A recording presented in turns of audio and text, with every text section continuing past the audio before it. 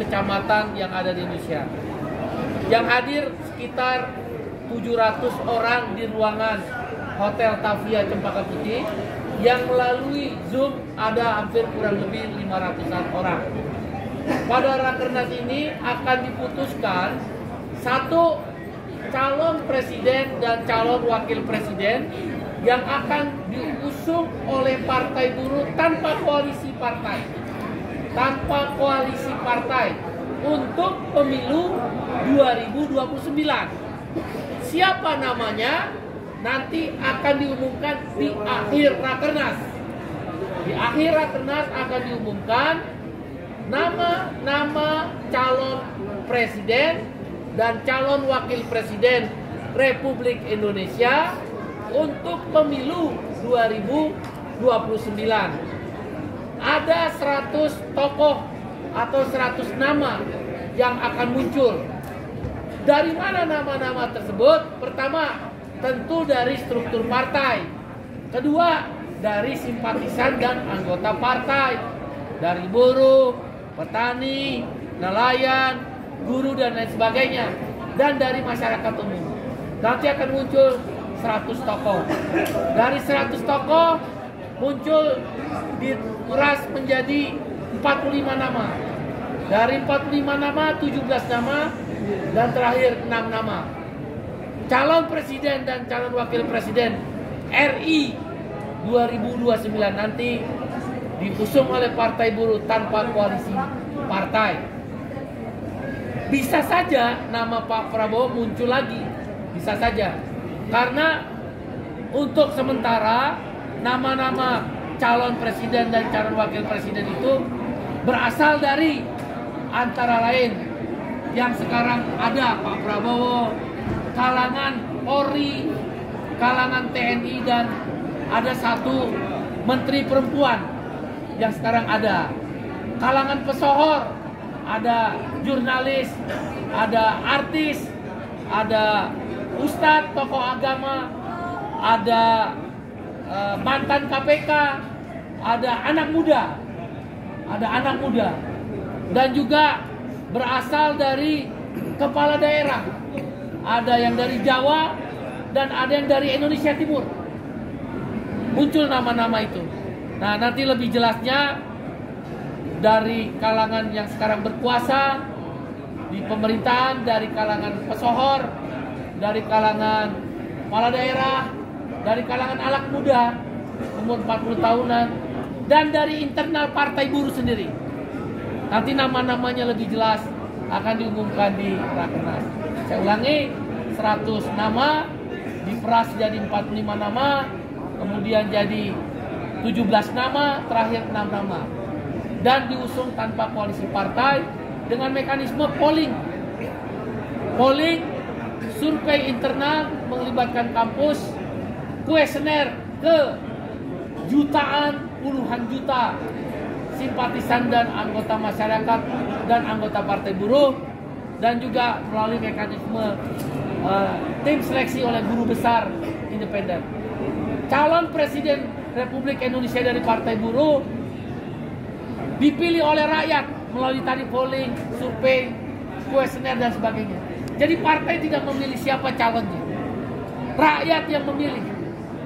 Sedangkan calon wakil presiden baru partai yang akan memilih.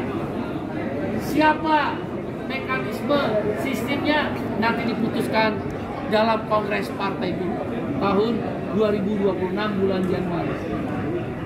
Itulah yang akan diputuskan dalam rakernas ini, nanti dibawa Kongres Partai Buruh Januari 2026. Untuk saat ini dukungan Partai Buruh kepada Bapak Presiden Prabowo Subianto tetap, tapi dengan 6 harapan.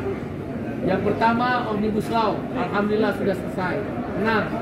Yang kedua, upah layak juga sudah, tapi kita tunggu tahun-tahun berikutnya bagaimana. Yang ketiga, hapus outsourcing. Kita minta Pak Prabowo menghapus outsourcing. Yang keempat, reforma agraria dan kedaulatan pangan. Kita tunggu.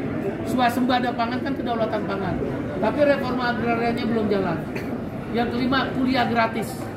Yang keenam, guru dan tenaga honorer diangkat jadi PNS atau ASN. Mudah-mudahan dengan pengetatan anggaran bukan berarti tidak ada pengangkatan. 6 harapan itulah yang tetap kita gantungkan kepada Bapak Presiden Prabowo dan dukungan kepada beliau oleh Partai Buruh tetap sepanjang 6 harapan. Dan yang terakhir, terhadap beberapa isu Partai Buruh akan mengirimkan tim hukum karena pemerintah sampai hari ini belum menjemput buruh migran yang masih dirawat di Malaysia. Tim hukum ini akan datang. Kami akan bekerja sama dengan Serikat Buruh Malaysia, Malaysia Trade Union Confederation (MTUC). Saya kenal dengan presidennya. Saya akan kirim Partai Buruh bersama KSPI, KSPSI, AGN. Apalagi Andi Gani kan presiden ASEAN, presiden Serikat Buruh ASEAN, kita kirim. Kemudian untuk pagar laut, kita akan instruksikan dari Tangerang Raya, Partai Buruh akan memeriksa benar nggak tuh pagar laut dibongkar semua, karena gara-gara gas LPG hilang pagar laut. Jangan-jangan LPG ini pengalihan isu supaya pagar laut yang sudah mengarah pada 1-2 orang konglomerat tidak dilanjutkan kasus hukumnya. Ya, terhadap gas LPG kita minta memastikan tidak ada lagi kelangkaan, dan terhadap kebijakan jaminan kehilangan pekerjaan yang dibayar 60% dari upah terakhir, tapi batas upah tertingginya 5 juta rupiah. Bila terjadi PHK, kita mendukung. Tapi sebenarnya kita dukung bukan itu. Yang kita inginkan adalah jaminan pensiun. Selama 2 tahun, kalau orang di PHK itu dibayar. Memang di negara maju begitu. Memang sistemnya adalah iuran dan juga dari negara. Jadi yang benar itu kita minta 2 tahun. Tapi kita terima kasih. Sudah 6 bulan, terima kasih. Kita minta 6 tahun, 60% dari upah yang terakhir diterima. Tapi bukan 5 juta batasnya. Batasnya adalah 4 kali PTKP. Jadi kalau PTKP yang 4,5 juta, 18 juta. Jadi terakhir batas tertingginya 18 juta, bukan 5 juta. Itu yang kami minta. Demikian ya kawan-kawan. Nanti akhir Rakernas kami akan umumkan nama-nama calon presiden dan calon wakil presiden Republik Indonesia yang diusung oleh Partai Buruh. Anda jurnalis juga bisa jadi calon presiden. Silakan melamar di Partai Buruh. Kita tidak ada uang-uangan, nggak ada mahar-maharan. Pokoknya yang dipilih rakyat, sepanjang tembus angka 10 juta bisa kita lakukan. Misal salah satu pesohor kan Najwa Shihab muncul namanya, Reza Rahardian muncul namanya, Abraham Samad, Ustadz Adi Hidayat, itu yang pesohor. Ya itu udah mulai muncul nama-namanya. Bahkan Dian Sastrowardoyo, Usman Hamid itu juga muncul. Salah satu dari kandidat Hopipa dan Deddy Mulyadi dari Pilkada juga muncul. Kalau Pak Prabowo juga namanya muncul. Ya. Dari kalangan Polri juga muncul namanya. Demikian ya kawan-kawan. Terima kasih atas